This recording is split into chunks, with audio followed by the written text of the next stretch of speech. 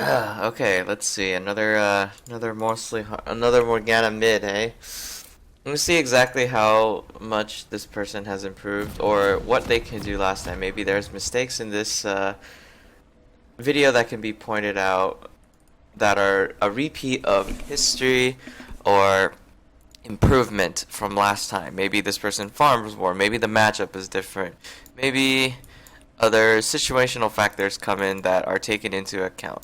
Either way, it's a new game, it's a new start, so you don't have to play the same way every time. So the matchup this time is probably going to be Heimerdinger in the mid lane for against Morgana. Now the issue with Heimerdinger is if you know Heimerdinger's kit, Heimerdinger is a champion that likes to push the lane. Heimer has very, very aggressive starts with his triple turrets, and it's very hard to gank him if his turrets get in the way. Now, Morgana herself also has push potential that equalizes the lane. So if you get your Tormented Soil first, which she in fact did skill up immediately, it will guarantee that you are able to, push as hard as he can. So the lane won't shove to your tower, but it won't shove to his. It's gonna be even. Most of the time, though, you're gonna be under pressure because he's got 3 turrets, so he has the factor of pushing you faster, so he can roam.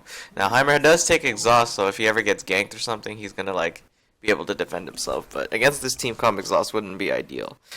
Now once again, so this player chooses to opt for a flask start as well as 2 health potions for the defensive aspect. She also decides to trinket here, like right here. This is her ward. So this is a pretty good ward in case that they move around here. But it's for early scouting. It's best if you place the ward in this bush because you'd see if people come invade, and after these 2 buffs, the jungler starts ganking. But she could have just saved the ward and placed it somewhere else that was more meaningful because it's Udyr. Udyr could start, either blue or red. Most people do start, in fact, red in the current meta. So the best thing she could do is just immediately just place it right here. So it's like, hey, he's doing his red right now. It isn't too much of a big problem, but that ward here specifically scouts nothing. Like the jungler isn't gonna run from golems to red straight through mid lane through this way to get to blue. No, he's gonna run through the tower, so you don't really scout anything. I mean, yeah, she placed the ward down. That's great, but it's not idealistic where you'd want to place it. Okay, so as you can see here, Heimerdinger is able to control the lane simply by just pushing the lane. It's quite difficult to play against it. Now what she did there was she just tossed out a binding blindly. There is a chance that it could have landed, but the higher chance of it not landing is there. So instead she can just save her binding. She threw out another binding, and she's throwing these bindings off cooldown. So what she can do to make up for this is just not throw her bindings at all. Just have the psychological factor of at any point I can bind you, just I'm not gonna do it until the time is right. You kind of use it as a tool. Just being Morgana herself is a threat. Okay, so she has no mana because she's when you toss out your bindings, like your Tormented Soul costs 70, your binding costs 50. Sure, it costs less, but you tossed out a bunch of bindings for free, and you didn't really land them or get anything accomplished with it. So you kind of burned about 25% of your mana pool within less than 30 seconds, because that's the cooldown on this for the total. Less than 30 seconds, you burn half your mana pool, or a quarter of your mana pool to be exact, and you accomplish nothing with it. So as a price, this is where the Doran's Ring Star comes in, and she already bought 2 health potions, so buying a Doran's Ring would have just been equivalent to the flask purchase, because it's either flask 3 pots or ring 2 pots.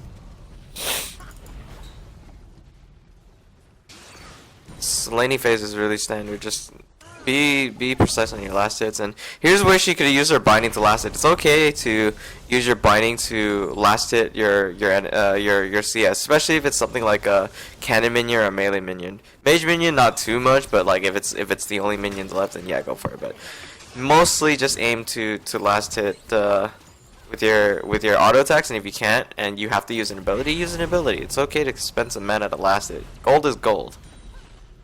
So right here she's gonna miss it unless she like actually has a skill shot and an auto prepared. Like how she waited, but she actually targeted the wrong one, so she loses both. She could have actually had 25 and only been down literally 1 CS, but right now she's down half of a creep wave. And you have to make it sound more detrimental because, you know, it kind of gives them motivation to come back. Now, here's a tip. Heimerdinger is out of mana, but, like, while he is out of mana, he can still, like, last hit for the Doran's Ring regeneration as well as Feast if he runs Feast Mastery.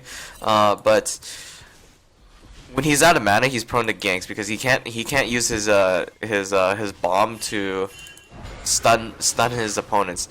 The only thing is that this is warded with a this is a turret. No, this is a ward here. There's vision here, so he's basically safe from left and right side ganks unless the jungler decides to, you know, somehow sneak through here unseen, or go all the way around it, wrap around and go through here. Yeah, so now that she's 6, she has kill potential, but at the same time, Heimerdinger also has, you know, exhaust to mitigate the damage that Morgana does. Alright, she's deciding to go back.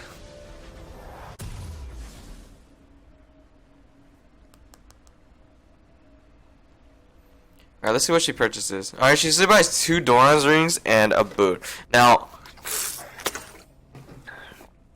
let's go over why 2 Doran's ring is an okay build, but it's not the best. First of all, this means that she had 400 gold, and 325 gold, plus 1 extra pot, I believe. So she had about, if just by looking at items alone, and if Heimerdinger were to just look at her just by pressing tab, hey, she bought these items. So 1 pot is 35 gold, so 35 plus 325 from the actual boot, that's 360 plus 800. So she had 1160 gold. What could she alternatively have purchased in order to, you know, that is just as equivalent? Instead of purchasing 2 Doran's rings, which is, you know, 800 gold total, she could have purchased a chalice, and that's 900 gold. So which means she would have 200 gold left. Now, if she got some more extra, like if she got a few more last hits, she would be able to purchase her boots, but not an extra pot. But that's okay. She could have just straight up just purchased a chalice, a ward, maybe a second ward, and more pots, and switch her trinket out to a sweeper. So it's okay to not buy the boots on the first purchase back. She's not going to go for kill potential anyway. She doesn't seem like the champion that can roam due to the fact that, you know, these turrets are going to stop her. And you know how she's just blindly walking into the turrets and taking a significant amount of harass damage. Heimerdinger has the potential to kill her, but unfortunately he can't due to the amount of mana that he has. Second, she also black shielded extremely late upon ganking, and this actually causes her downfall. So I was in the middle of talking about itemization, but I'm going to talk about exactly what she did wrong here and how you can fix it. Okay, so Volibear is coming for a gank. First, oh shit, I sped up instead of pausing. Okay, backspace. So first, Volibear goes here. With this passive active, it means that he knows, oh, they know I'm here, because a ward has spotted them. He spotted a ward that has spotted him. That's how the thing works. So there's a trigger in everybody's mind saying, hey, there is a Volibear near here. Oh, there is a Volibear near here? Okay, I'm going to surround myself in turrets, because that's the natural defensive aspect to do. I'm going to quarter speed it. He comes in straight away for a gank. I'm going to pause it right here. Immediately, like right away, since he's going in as a tank, he has to be able to endure two possibly 3 turrets. Also, possible forms of hard crowd control, maybe soft crowd control as well. What's the response that Morgana can do in order to assist Volibear in order to guarantee that this gank will work out properly? Well, she can black shield Volibear or black shield herself, because she has to walk forward and she's gonna take a lot of harass. Heimerdinger can switch targets in between. He can switch in between targets. Since he is level 6, it means that he has the threat of having ultimate, which is giant turret right here. See, that's why it's got 914 HP. It's about to shit on him. So now this turret could target either Volley or it could target Morgana. Morgana is lower, so right away she should be pop. Oh, she already has a health pot active. So, but she should be popping Flask right away because even though Flask heals for less HP, it's because she's gonna be using a lot of mana and she might run out of mana during team fight. So she's gonna have to pop it. This wouldn't be an issue if she had Chalice, but she's gonna pop. She'd have to pop Black Shield on herself and immediately get in range to ult the Heimer if they want this gank to be successful. Now, here's an issue that does arise though. If she does manage to get her ult off, it means she has to stay within range for the ult to, the second proc to go off in order for her to land her binding and in order for Volibear to wail on her. Here's the other issue though. While this all this is good on paper, Morgana ulti along with Volibear auto burst with a bite, it's great, but the thing is, he's strong too. He's got an ulti. His form of defense is very powerful, and it's really difficult to gank Volibear unless you do it. You'd want to aim to do it pre-6. Now, the reason why it's an issue is because we're gonna take consideration. We've only talked about the kit so far, and I haven't mentioned anything about Ignite, but Ignite wouldn't do too much here. Volibear can be exhausted, so can Morgana by Heimer's single exhaust. If he chooses Volibear to be exhausted, the gank is worthless because until Morgana lands her crowd control, the damage isn't that much, and all he has to do, since Volibear does, in fact, auto attack the target, and if Volibear chooses to smite, his auto attacks or his damage output is much higher onto targets like Heimer.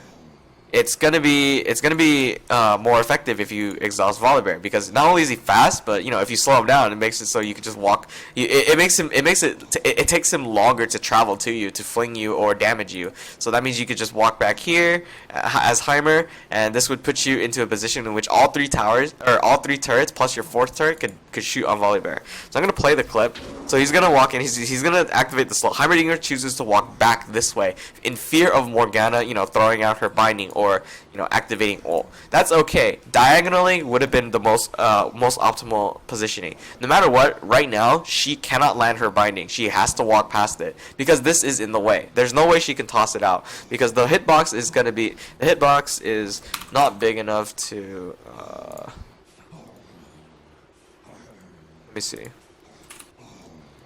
I'm gonna put it on monitor capture. Hitbox is not big enough to go past a certain point. It's not big enough to go past. It's like if she tossed it out right here, it's gonna hit the first thing, which is this. It's in the way, so it's not gonna work unless she somehow manages to curve it so perfectly. Somehow so perfectly that okay, let's see. If you curved it right here, even then if it's still not hit because this turret's also in the way, so the line of sight is not. It's impossible to land that binding. She has to walk all the way around, which means this turret will start crushing her HP more and more and more unless she does something to defend herself against it, which is Black Shield. If she Black Shields herself, she's not Black Shielding Volibear. If she Black Shields Volibear, she's going to take in a large amount of harass in response. So that's, either way, it's a negative situation in which this is actually a bad idea.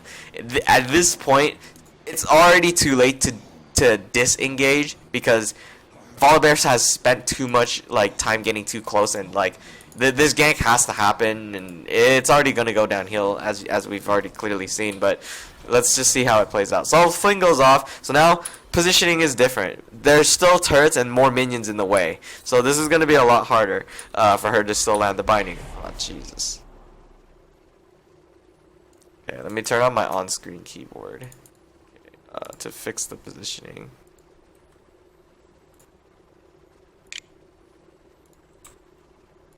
Okay, that should do it.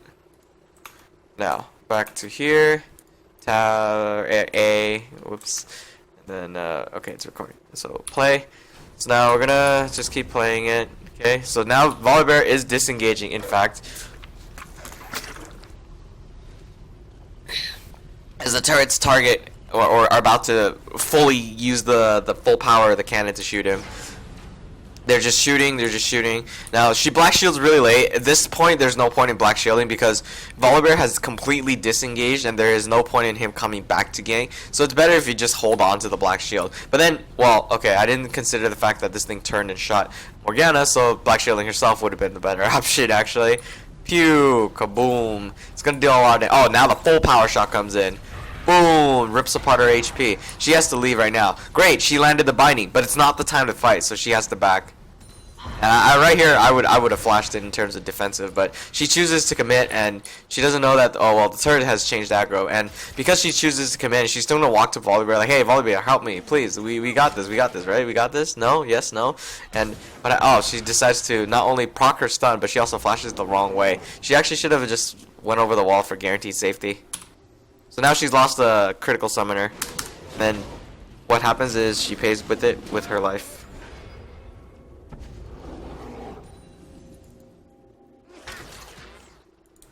Now let's go back to the Doran's Blade,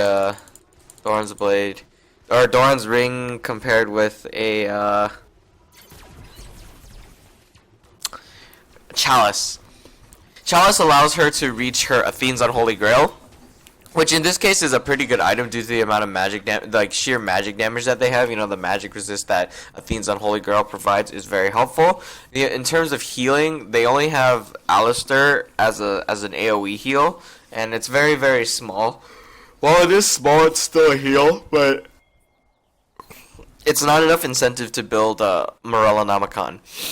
And due to this player's mana usage, getting Athene's Unholy Grail, when she gets all she has to do is just throw a black shield onto an ally during a team fight, and it'll guarantee that she'll get an assist. If I'm correct, she'll get an assist, which grants her a certain amount of mana back, thanks to Athene's passive. So she gets an assist, that's gold, and she gets mana, so she can stay in the net. And if a team fight is still going on during the time she just black shielded one person, the team fight can, you know, she can sustain herself in the team fight due to the fact that she has more mana to spend, provided that her health isn't okay. So first she should black shield the Volibear so that Volibear doesn't get stunned. Second, just walk up and ult, or just not throw the binding out at all. So she lost her binding, and sure, it's salvage. She lost her binding again. She should really be more patient about the bindings.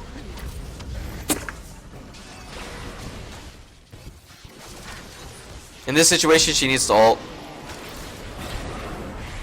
Never mind.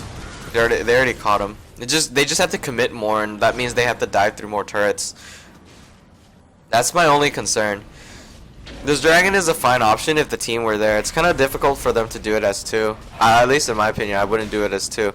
The jungler isn't up, but you're gonna take a lot of damage, and you're gonna have to be kiting it like up and down every now and then. So if the AD carry comes, Jamasauce or whatever. I feel like I've seen that play name before. So now she has the back. And Athene's Unholy Grail, well, let's see. If she had, from the gold she has, if she bought Chalice, she would still have some extra gold. 1,300 gold would have purchased her the Fiendish Codex part. So that would have been okay, because that's just AP plus cooldown.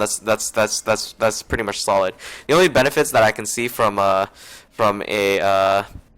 double Doran's Ring is that you have more sustain in lane. You have more HP. You have more mana per mana gained back per unit. You have more mana regen to use, and you have some flat AP on yourself. It's a really nice early game dominant start, but it's not as good as it used to be in the old school meta. Nowadays, it's more focused on just getting your first item, and in which case she's saving up money for a larger item, because she spent 100 gold on a Vision Ward, and a Vision Ward only. She didn't purchase anything but a Vision Ward, which means that she's planning to save her money for something else. And it's highly likely that instead of going utility, she's probably just going to go raw damage with Needlessly Large Rod. And how important is it? Well, let's consider Seeker's Arm Guard versus Needlessly Large Rod. You get the armor, you get the AP per unit kill. That's great and all, but getting armor against a team that like has a mid laner that's AP, has a jungler that's AD but is building full tank, and have a top laner that's AD, and a support that builds, you know, that does magic damage and not as much physical damage. It's not really necessary to build Seeker's Arm Guard, so I can see why she chose to save the money for the Needlessly Large Rod. But I think the better option would have been just to get the Athene's Unholy Grail first, because, you know, you can spend more mana during the laning phase, because you have more mana to you'll get more mana back as you lose mana due to the Chalice's effect. Not only this though, Zhonya's is not a wrong item. I mean, a lot of Morganas tend to grab Zhonya's because of how good it is. But cooldown reduction is also really important. Her ult initiation is not the only thing that she has in her kit. It's one of the mechanics in the game, but it's not the only thing that the player should be utilizing. Because right now, if she actually does choose to either go for Deathcap or Zhonya's, it's probably going to be the Zhonya's. It's not ideal due to the fact that, yeah, you get in the front line and throw your initiation down, but like if you had cooldowns, you don't even have to do that. You can just bind people and let your team pick them off or something. So it's not always about one way to play Morgana. You have to be flexible in the way you play Morgana. She has a lot of utility to bring to a team, so it's important to be a player that can use her kit to the fullest rather than just utilizing one or two spells. Because the way that this player is probably playing it is Black Shield herself, Zhonya's into a Soul Shackles. Also right there, she missed the cannon minion. Once again, you are free to use your abilities to last hit. It's okay. Just be careful. Mana conservant. Playing with mana. Conserving and and knowing how to use your mana. Keep your mana above 50% during the lane phase. That's my advice. Why? Because when you get ganked or a gank comes to you, that's what we call the turning point. This is where you can burn everything you've got in your entire kit to get a gank off successfully. If Heimer keeps his mana above 50%, if he gets ganked, he has more mana to use to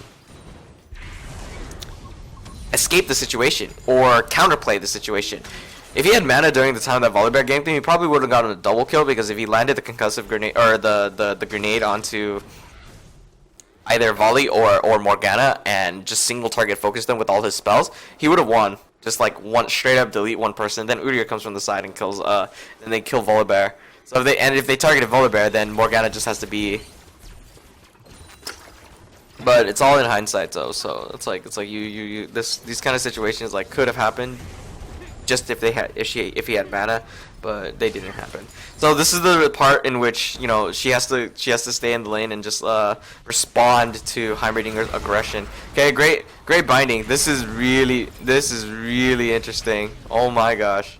Yeah. So what Heimer did was he just straight up went balls deep and just dropped everything. Dropped his Mega Turret and started shooting straight onto Morgana. It was pretty cool, and I like how the tower didn't aggro Heimer, even though the Heimer was bound directly under tower, and his turrets count as a source of damage.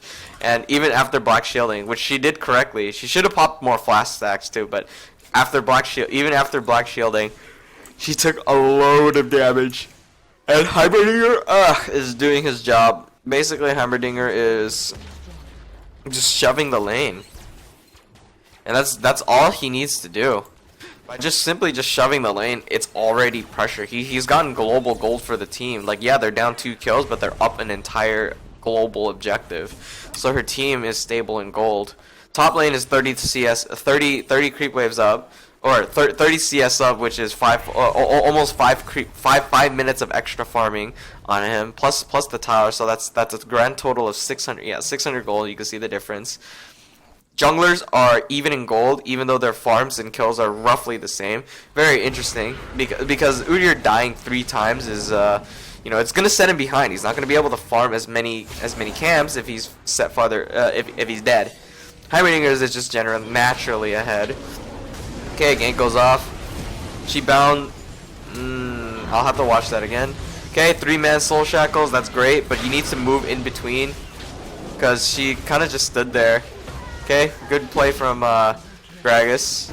Ooh, that was a really interesting knockback. Lol. Now they're not going to be able to get him, or it's pretty hard for them to get him. Belt chase. Yeah, just get the pink. Really? What are you doing? Alright, let's see how this plays out. No! My god, this Ali. Alright, hit the creep! Hit the creep, Ali! What the hell are you doing?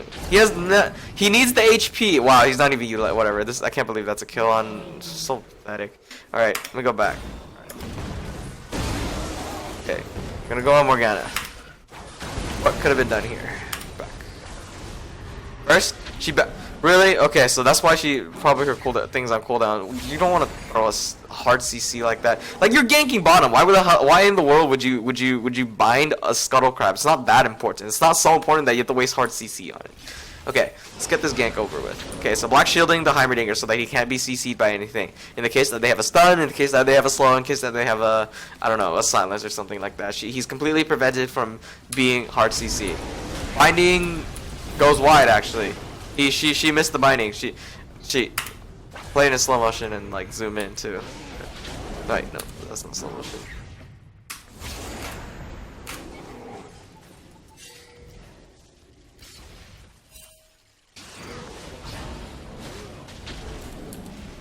Right here. This should not be happening. This should not be happening. So in the last lesson I talked about Morgana's ability to throw, it's not the Morgana's ability. It's the general ability to, the general knowledge of landing a soft CC in order to guarantee the landing of hard CC or increase the chances of landing hard CC. So what just happened? Not only a fling, but a slow. And this slow is like, this is the slow, right? Majestic Roar, yeah, 35% slow. That's a pretty good slow. Like that, that's a really good slow. That's actually much more than Soul Shackles would ever slow. Soul Shackles only slows for 20%. This is a 35% slow, which increases your probability of landing this. But then when you see that, that's just pitiful. That is just absolutely sad that you can't land a guaranteed CC like that. That's just you just need to work on that like completely as a player to realize that like once you miss that, like now you have to commit more resources, because now what did he do? He exhausted. He didn't walk. He just like walked over here. He straight up. You have to work more towards killing him, because that damage from binding that comes from the Abyssal Scepter, which she built, which is not really optimal. Like, okay, it's optimal. I'll get to this in a second, but okay, so Abyssal Scepter magic resist minus 20 plus Dark Binding. So you know this Dark Binding is gonna fucking hurt, especially since this guy only has 45 magic resist. But you minus 20, so he only has 20. He technically. Oh, did it already calculate? I'm not sure if it's already calculated, but he has 45 magic resist. Without it, he would have 65. Otherwise, it would be 45 into 25. Oh no, yeah, right here. His magic resist is 10. Yeah, he has no magic resist. Like you're gonna deal a lot of damage to him if you landed that binding. Like, what is that? I don't even know how much mitigation that is. But look, this binding does this binding does almost 300 damage.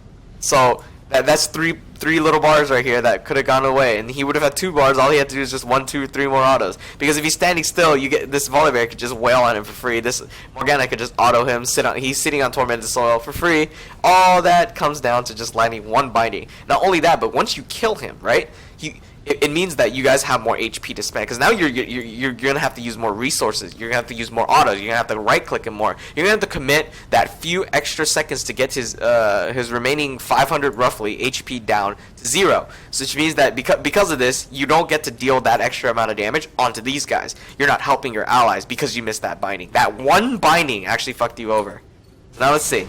Here's what happens. Now he dies. So this, on a technicality, with this much HP left, this Heimerdinger would be non-existent, which means that these guys would be walking towards there. It's probably likely that, yeah, sure, regardless, you know, Jinx would have died anyway, but you know, you can go ahead and save Zyra because she still has she still has things that she can do. So you're still committing resources onto her. Okay, so now I like how this works though. She's walking towards her team because she has the faith that, okay, Volibear could just take care of it. She flashes forward. Okay, that's fine. I have nothing against that. Ults. Okay, this saves Zyra. That's great. She needs to. Okay, so she can't black shield herself, right? No, she can't.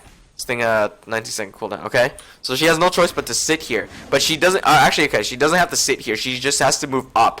She might have to sacrifice it for Ali, but there's no point on getting it on Ali. It's not that big a deal, because I'm pretty sure Ali, you know, in a few seconds, he's going to headbutt her back anyway. Best thing to do is move yourself towards your teammate, because she's probably going to throw down something, maybe a snare. You don't know if she has it or not, because on her view, she might not know if she has a snare. From my view, I know that she doesn't have the snare.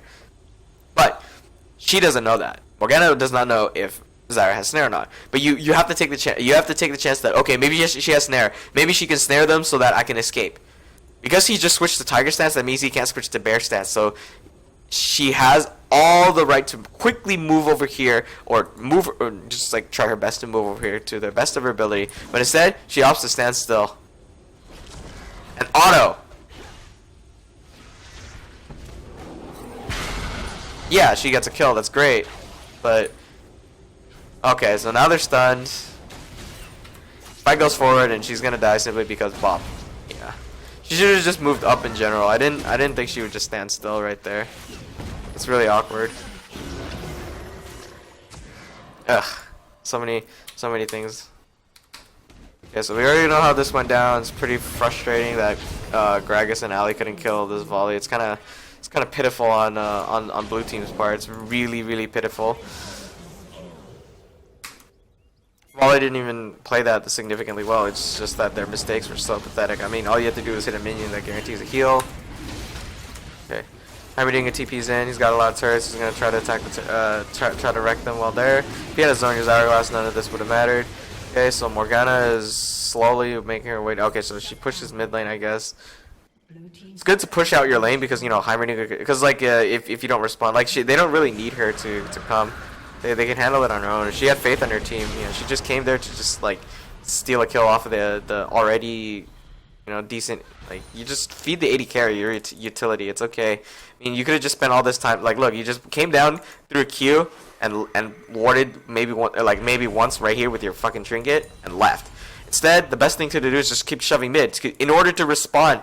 Like he took your tower and like. There was nothing you could do about it. So why don't you repay the favor and take the tower back from him instead of just, you know, walking down there chaosing and then like leaving. Yeah, you're behind, I know, but it's only like this much. It's only like one creep wave. The difference between gold between you two is only one creep wave. It's not that much. So since it's about one creep wave, if you actually just stood mid and like pushed even more, you probably would have been even on CS. Now Heimerdinger just has the option to. It's pretty hard because Heimerdinger isn't a champion that usually freezes because his turrets deal a shit ton of damage. But Heimerdinger theoretically, let's say it's another mid laner, could have just frozen the lane here, accumulated a large amount of like maybe 2 creep waves, and then let the lane push on its own. And here's what she does in response. Instead of, you know, going back mid, which Volley should do in response, she's gonna go top. Okay, she lands the binding. That's fine. Gragas is guaranteed dead, or not. Yeah, that's fine. So Malphite pressed R in air and got the kill. I don't know what Udyr's is guaranteed to be dead. Once again, she misses the binding. Hey, so I'm gonna. Oh no. I think that the Gragas kill on the with the ulti was fine. Let me backspace it one time. I want to see where she uses her ulti. Gang's top. Okay. She ults right here. No. Okay. So she binds. Then she ults. Then she gets pushed away, and then the ult. Okay, so the ult second proc doesn't go off. So this is the comes into theory when she comes in the gank. Once again, I'm gonna say this is a repeat of last lesson. In case that you joined this lesson, instead of watching last lesson, which it's fine to if you're a newcomer and you haven't seen this. But basically, I'm gonna play this clip out. I'm gonna hide the interface. Right here. Perfect. Okay.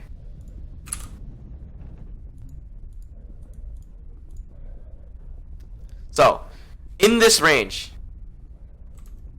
I'm gonna check something first. Wait, backspace, play, tab, no, hide, plus. Okay, I'm gonna watch Gragas. He body slams. Okay, verified. He body slammed already, right? So, what does that mean? He has flash. Well, okay, we don't know if he has. Okay, so he doesn't have flash. If you look at his summer spells, he doesn't have flash. What does this mean?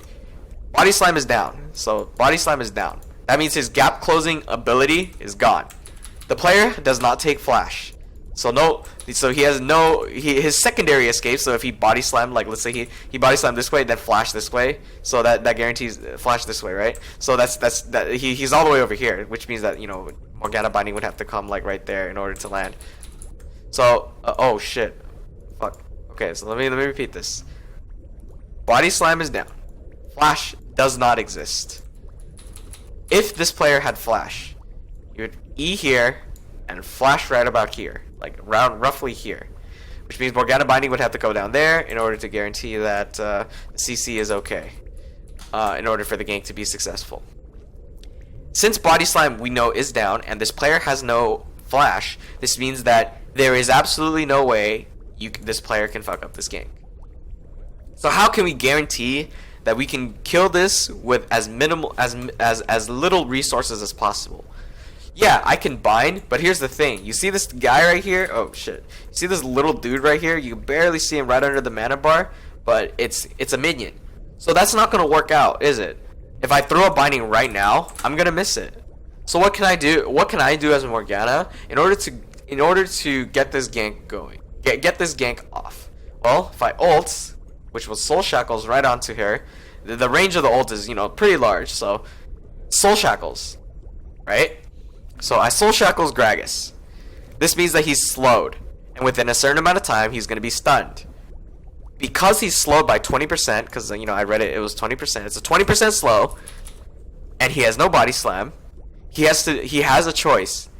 That he can die or he can just stand and fight. He's gonna die. He doesn't. Okay, he has no choice, but he has the option to actually attempt to run, which he's not gonna make. It's not gonna work. But he can stand and fight. He's gonna die, but he's gonna deal a lot of damage because, as we saw in the clip, the team is coming.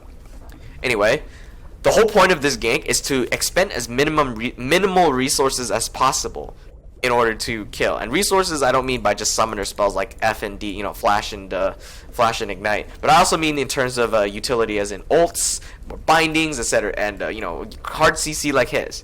So by ulting Gragas and waiting that extra few seconds for him to do, you know, some weird shit, if he gets stunned, right, this allows Malphite to start whacking at him like crazy, and with the buffs, or with the buffs to Malphite or something, he can start wailing on this Gragas, dealing a lot of damage to him, throwing a Q, guaranteeing that he doesn't escape, and then, you know, Morgana can, when Gragas finally does decide to body slam, if she's patient enough, she can toss a binding right away onto him, which guarantees that he's immobile, he has no way to escape, and then you can kill him. But because, you know, she decided to... Oh, shit. Jesus. But because she decided to, binding so incredibly late, this causes problems. First of all, Gragas is able to escape because the binding is on... the binding... She's out of the Soul Shackles range. Because of this forces Malphite to throw his, unstoppable force onto a Gragas point blank. Which could possibly have missed if he timed it wrong, but he had to do it. Due to the fact that, you know, she had no choice but to. I mean, Malphite had no choice but to ult because of Morgana's misplay. Now, because of this allows Malphite to catch up in CS because he was down earlier. Alright. So let's get back onto the gold. 80 carries are roughly even. The only difference is that, you know, she got more assists through all the skirmishes in the team fight, so she's slightly ahead. But the gold, like, the difference is it's not as seen as much. And MF's item builds are really different. Anyway, support wise, when the support's really farther ahead of the other support, it takes longer for the other support to come back, catch up. You know, so it's pretty good. Anyway, let's get back to mid. Morgana. Okay, binding here. Nope. I knew it was gonna miss in the first place. She doesn't have ult, so she might as well just be patient and not throw it at all. I mean, like, theoretically, if she landed it, like, it would have been okay, because Volibear is actually gonna be the one that hyper carries this lane. This game comes out as a victory, which is kind of like a spoiler, but it's less on Morgana's ability to carry, but more on Volibear's ability to carry. Anyway, she messed up there. Let me see exactly what was the reason she died. Was it because she's out of mana? No, she walks right here. She just walks into the frontline position. This is the way the lack of wards kind of comes in, but you can also use your ally as a source of a ward too. So, in terms of trinket, this is where you purchase your own wards, and, you know, you can do that kind of stuff yourself. It's okay to purchase a ward because, you know, you can see, if you can see them, you can kill them.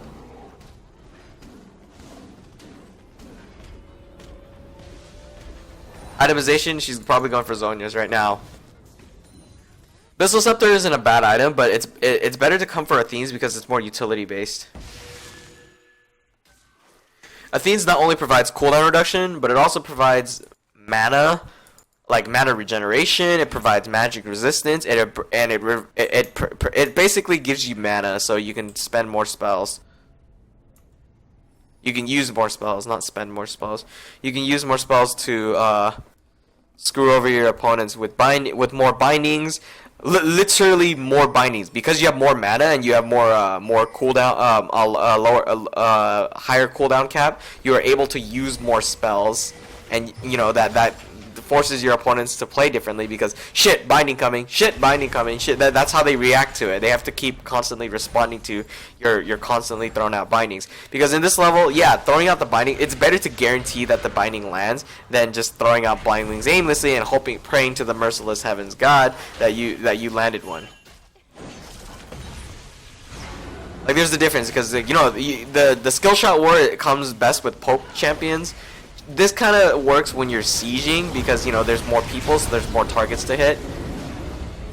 Okay, that's fine. I think that it would have been better for her to walk forward more. I'm gonna play that in slow motion. I'm gonna watch that again and see exactly what she does. Okay, so her binding's on cooldown. That's great. I'm gonna hide this in her face. Okay, so she flashed forward and ulted. She didn't need to do that. She should have actually just thrown a binding and walked forward. Because because they're all clumped up together. There's no point in her flashing in the middle of them, because she has to consider like every single time she's done this kind of stuff, the response is Gragas, you know, drops an ulti on her, so she knows that she's facing some sort of displacement ability. So because of that, she shouldn't be flashing forward. She should just be walking forward. And in order to guarantee that she doesn't, you know, get displaced farther away, she can use flash to catch up again. It's kind of difficult to say though, because it's not an easy thing to do. Because you know the Gragas barrel is something to be aware of, and really, it's just the fact that like, yeah, it's great that you're throwing out bindings, but if there's one target, it's harder to hit because that target's moving. But if there's multiple targets and they're all moving, it's easier for you to at least hit one, because you know there's so many more targets and the room for error is increased. Whereas, you know, if there's one target, the room for error is you know, the room for your error is like huge. You know, you have a higher chance to miss if there's less targets, because you know, they can go in any direction. Whereas if there's multiple targets, some of them might clash in directions and might like run into the binding. And this comes to the thing that if you land soft CC on one single target, it decreases their chances of dodging it. Knowing that the champion also has no gap closers or flash, it's easier for you to land. The room for your chances of missing the binding are decreased. Throat. Alright, so binding, that's fine. Because, you know, this is right in front of you. You can't miss that. Okay? I would actually have ulted right there, but since it's gone, this is where if you saved your flash earlier, your flash would have been fine here. She should not be ulting here. She should just be auto-attacking. It's fine. Save your binding because the target's already dead. Have some faith in your team. Because if yeah, it's great to that you landed the binding. It's cool and all, but okay, so she bought Zhonya's, that's fine. It's good that she lands the binding on an Alistar and stuff like that, but like it's a support ally. Think about that. It's not like he can, if he knocks all of you guys up and pushes one of you guys away, there's still people that can kill him. It's not like he's guaranteed. Oh my God, he's immortal. No, it's not. So you should be fine if that happens. Okay, binding lands, that's great. Team can't follow. Oh no, team is following up, so you should stay with them. Why'd she leave? Just black shield the Malphite so that he doesn't get slowed while you're chasing. Good. Okay, keep chasing, because apparently that's actually the right thing to do. You guys can... Well, okay, no. Morgana doesn't actually need to stay anymore. Having some faith in your team, time the flash. Having some faith in your team, instead she could just go back to mid, because this mid lane is actually shoving all the way back over here. Like, the only person defending... Like, you guys can't take an objective after this. You guys got a dragon, that's nice, but you can't secure a global objective like a tower right after. Yeah, this is great that you're pushing and everything down here, but it's also kind of risky because you don't have any deep vision in here to see where they're coming from. So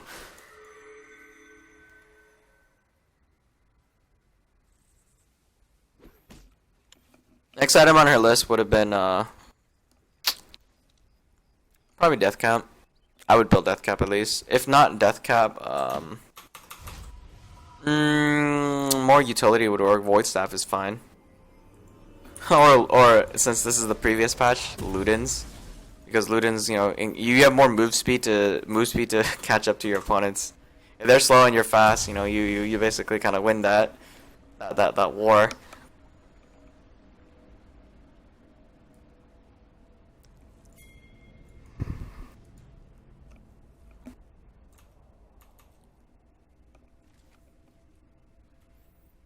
Okay, so now she's building Athenes. That's fine, I guess. It's a little late, but she could have gotten a lot more out of it. Okay, team fight comes. Terrible binding, and should have black shielded the Volibear right away. Okay. Her black shields are really off timing. She doesn't need to binding here. She just needs to focus. She just needs to be threatening. This is the psychological aspect of being Morgana. Just by standing where she is it there? Because the opponents are gonna be thinking, "Oh shit, when is she gonna throw the binding? I gotta get ready to avoid this binding." Once she throws it out and she misses, it shows the opponent that they can capitalize on it. Like, hey, she has no binding for the next X seconds, like the next few variant seconds. Hey, we can do something because she has no hard CC lock. Yeah, that's just the YOLO binding. She either landed it or she didn't. It either happens or it doesn't. Oh well. If it misses, it misses.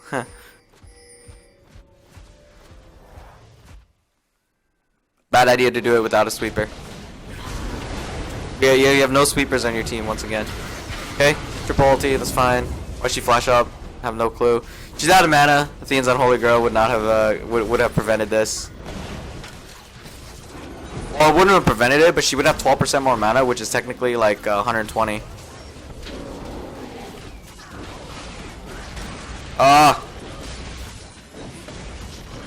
Now a flash would have been perfect over the wall. Now she's screwed. Good play by blue team. It's probably going to be the best fight they'll ever get. Volibear is just single-handedly probably being the only frontline tank aside from Malphite. Like, Malphite's just backdooring because nobody gives a fuck about him. But it's kind of funny, but it's okay. Oh well. Rip your top tower, boys. Why didn't he just commit? Wait, no, you know that they're over there. Why didn't he just commit? Oh, okay, there's no minion waves, but you have to stay, man. Just push the wave. What is he doing? Why didn't he just push the next wave one more? Because this is more gold for him. This would have been like 2200. What is he getting? Frozen Heart, Radovans. I can't tell because there's a lot of options that you can build from just this cloth armor. Ninja Tabi.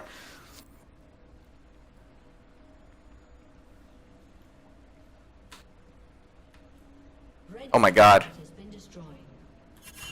Okay, well that's pretty unfortunate. Okay, let's get back to this thing. Okay, into the backspace because I was paying attention to Malphite more. Tormented Soil. Push that lane, man. She's building Morello Namicon once again, so it's not really beneficial. Okay, binding's fine. See, play this again. I'm gonna slow it down too.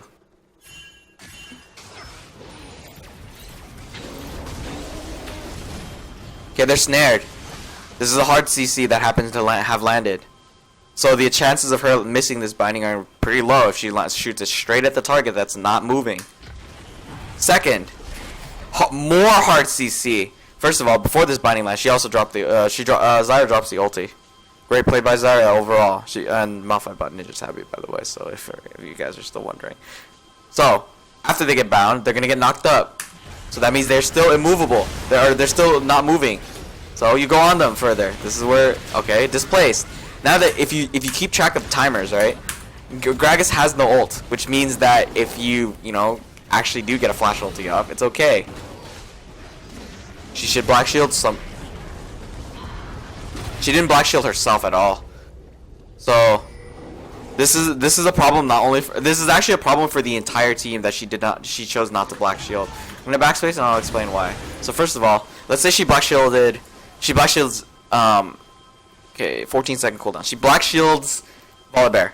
This means that Volibear can't get displaced, can't get slowed by body slam, can't get knocked up, can't get pulverized. None of that applies. Let's see what happens to Volibear. Nothing happens so far. Okay. Okay, so he gets slowed, he gets displaced. Black Shield would have prevented all this. Now knowing that, kaboom. Second, a secondary ideal target. You know, your job is your secondary support when it comes to Morgana, right? So you can also Black Shield theoretically. Jinx. I would have preferred to Black Shield Volibear because he's a bigger threat than Jinx ever was. Jinx's positioning is really, really bad. So knowing this, Jinx is probably going to get caught out by the front line half the time. Since she got displaced, Udyr could just like tunnel his eyes onto Jinx and just go straight onto Jinx. And because of this, Jinx is eliminated. And also, Morgana, instead of looking at herself, notices that Volibear is in trouble and decides to want to go forward and not look at her own allies. Seeing that Jinx was just pummeled right next to you, she's gonna keep going forward and run right into a bear stance Udyr. Get stunned, realize, oh, I'm under attack at the last possible second, then throw down her ulti. No, she doesn't even throw down her ulti. Not even a binding after either, so. She Black Shielded herself. She has like 3 targets to Black Shield except for Zyra. She Black Shields herself, then she's safe from Udyr's stun and stuff, but she still takes physical damage, so she probably would have died. She Black Shields Volley so that Volley can just keep diving. As a tank, if a tank can just keep running at the backline, it means that the backline is completely ineffective in the team fight, which is good in terms of the, the current meta. Because if you just have the tank zone out fucking 2 carries, it's possible for anyone to do anything. Malphite decides to get a locket, really? Wow. Comes back. Okay, Body Slam comes in. TP's in. That's great. Oh, I'm going to play this in regular speed. Oh, wait. Regular speed. Nice.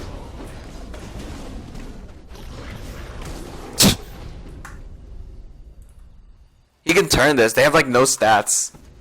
Like, they'll be able to hard CC him, but it's like a tank war. It's like wet noodle fight, as Rivitune would say from LCS. This is a fucking clash of nothingness. Okay. Come back. She didn't have enough money to purchase the thing, because it's only so much. She upgraded her trinket. That's cool. Again, Sweeper. Really, really good on a team right about now. For real. Especially somebody called a support who apparently is building tier. See it? Okay, hiding interface. Okay, Black Shield, Zyra, I guess. She had no choice. I mean, like, Zyra was in the front line, but she still got pummeled the hell down.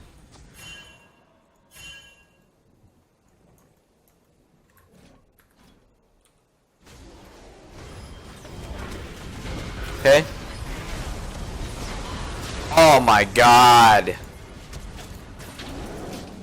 It's like she kind of like enjoys ulting one person. Like that was a guaranteed kill because Jinx had it. It's your binding lasts what?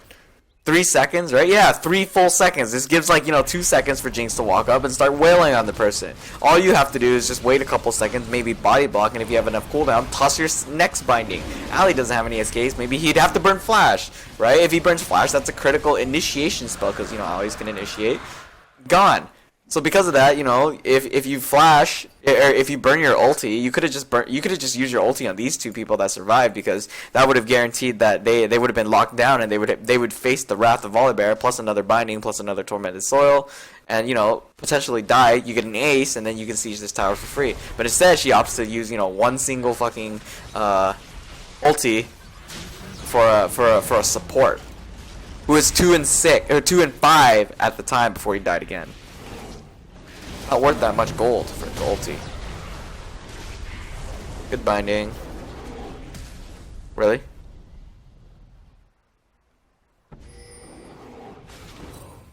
You see, I don't know what she was doing here. She just walked around in a circle for no reason. Like, just think, if your team has it, just let your team have it. You don't need to commit so much onto walking on there. Like, she walked in a circle for no reason. She accomplished nothing. She could have just spent her time probably thinking about what lane to push next. And the most optimal would have been bot lane, right? Because this lane is getting shoved against us, so that would be, eventually there would be pressure down at this tower. So what can she do? Maybe walk down towards bot lane and push it back so that the lanes are pressuring, because stuff like this is going to draw attention, So, yeah. And this is the theory. Once again, she's out of mana. Athene's at Holy Grail.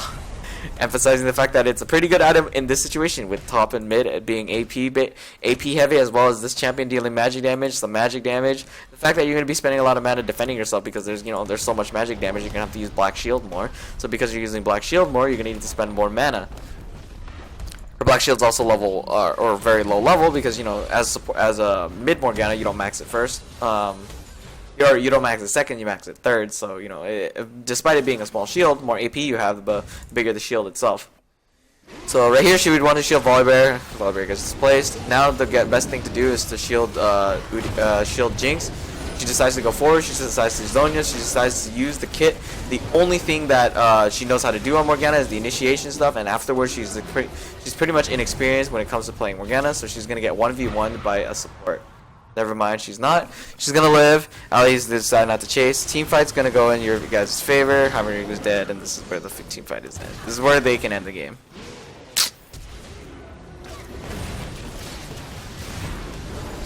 She actually could have just stayed. I would have just, before initiating, if she black shielded Jinx would have not been able to get tunneled down by Udyr. In the end, though, it's okay. Like, they salvage everything, but they're so far ahead that they're not so far ahead. They're actually like blue team if played right can come back from the game. The only difference is that it's lower elo, so they don't know how to do that. They're probably just flaming each other right now.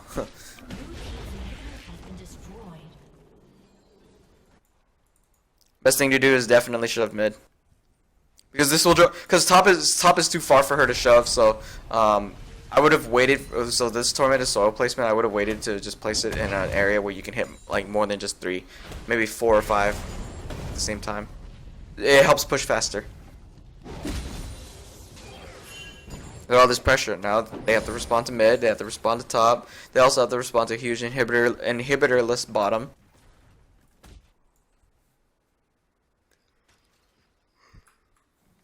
She also hasn't gotten a blue throughout the game, which is also really important when it comes to playing Morgana. Blue's great in Morgana mid.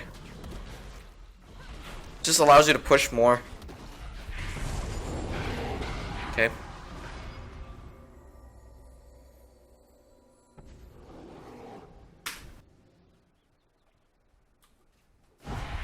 Okay. Nice. She actually black shielded herself correctly for once. Okay. Oh my God. They're in front of you. Come on. They're salvaged. Red team double kill. I can't speed it. Oh, okay, so they surrender in the end.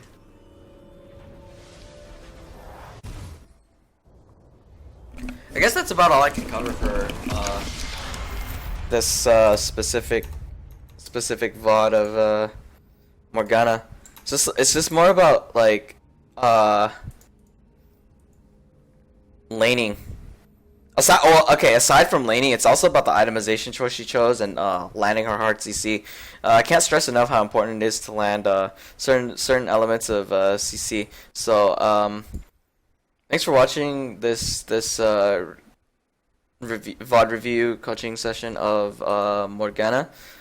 I am Veggiematic. You can follow me on Twitter at LOLVeggie, and I will see you guys next time for another session.